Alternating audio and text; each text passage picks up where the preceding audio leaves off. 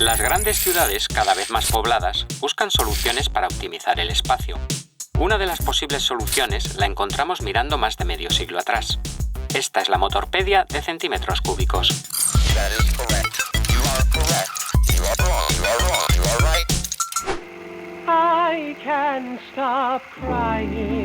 Tras la Segunda Guerra Mundial, las ciudades e infraestructuras destruidas por los masivos bombardeos aéreos fueron renaciendo de sus escombros. La recuperación económica en Europa era lenta y su situación precaria. Por eso, facilitar la movilidad de personas y materiales era un factor fundamental para poder afianzar esa recuperación, lo que generaba mucha demanda de vehículos. La primera solución fueron las motocicletas de baja cilindrada, debido a su bajo coste y reducido consumo de combustible, pero no protegían de las inclemencias del tiempo y no eran adecuadas para el transporte de mercancías. Hay quien no opina lo mismo. Los europeos echaban de menos sus coches, pero los materiales eran caros y escasos. Por otro lado, como consecuencia de su papel en la guerra, los aliados prohibieron a la industria aeronáutica alemana fabricar aviones. Pero, como se suele decir, la necesidad agudiza el ingenio. Y si algo había tras la guerra era ingenio. En esa coyuntura surge el concepto de microcoche. Creo que no es ese el concepto al que se refiere.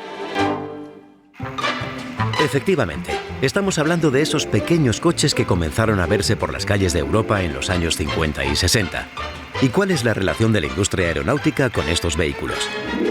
Pues como no podían hacer aviones, muchos de esos fabricantes decidieron aplicar sus conocimientos e infraestructuras al desarrollo de los microcoches, y esto quedó reflejado en sus peculiares diseños y materiales utilizados. Hubo varias propuestas de microcoches, algunas dignas de estudio y otras quizá no tan dignas. Vehículos como el Messerschmitt TG500 Tiger, desarrollado por la empresa fabricante de cazabombarderos del mismo nombre, o el curioso Zundap Janus, volvieron a poner a los europeos sobre ruedas. Pero sin duda alguna, el microcoche más famoso fue el Isetta, diseñado por el ingeniero aeronáutico Ermenegildo Preti, que se inspiró en la carlinga de un avión. Se presentó en Italia en 1953 y aunque se fabricó bajo licencia en varios países con distintos motores, el más exitoso fue el comercializado por BMW.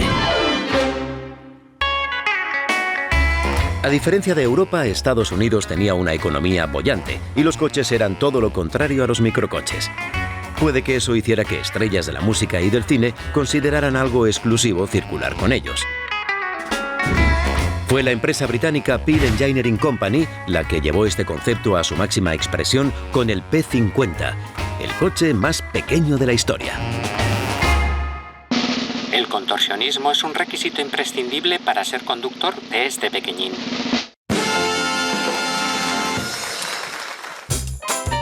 En España los microcoches también tuvieron mucho auge en los años 50 y el icónico B-Scooter fue sin duda el rey. Popularmente se le conocía como zapatilla. Su diseño, por llamarlo de alguna manera, era austero y los primeros modelos carecían de marcha atrás. Evolucionó hasta tener incluso una versión para el transporte de mercancías. La aparición del Seat 600 en 1957, como descendiente directo del Fiat 500 italiano, y el nacimiento pocos años después del Mini en Inglaterra, unido a la mejora en la economía de los europeos, terminó con ese corto reinado de los microcoches.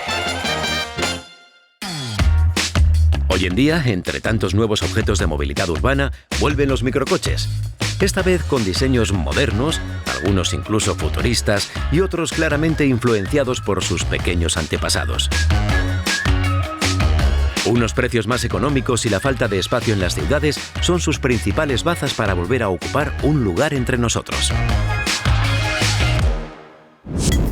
Por lo tanto, el dicho caballo grande, ande o no ande, parece que no es el más adecuado para aplicarlo a la movilidad de nuestras ciudades. Puede que sea más adecuado decir que las pequeñas cosas hacen que sucedan grandes cosas.